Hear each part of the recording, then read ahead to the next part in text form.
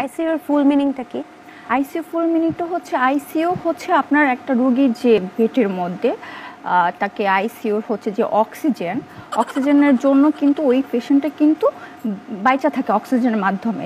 যেমন হচ্ছে সে সুইসাইড করলো, দেন হচ্ছে তার জন্য তার লাইফ আইসিইউ, তারপর হচ্ছে লাইফ সাপোর্ট, তো এগুলো তার জন্য বেড প্রয়োজন। হ্যাঁ, তো সেক্ষেত্রে হচ্ছে এই রোগীগুলো আইসিইউর জন্য আর কি বেড। কিন্তু আইসিইউর একটা ফুল মিনিং আছে, আপনি যেহেতু একজন ডক্টর, হ্যাঁ, সো আপনি তো এটা ফুল মিনিংটা বলতে আমি পারবেন। আপনাকে আরেকটু বলি, আমার ডিপার্টমেন্ট হচ্ছে গাইনি ডিপার্টমেন্টে। তো আইসিইউর যে ভিডিওটার কথা বলেছেন সেটা হচ্ছে আমার কলিগ, সে হচ্ছে সার্জারি। আমি কিছু জানতে চাচ্ছি না, আমি শুধু আইসিইউ ফুল মিনিংটা জানতে চাচ্ছি আপনার। অ্যাকচুয়ালি এটা আমি সঠিক বলতে পারবো না।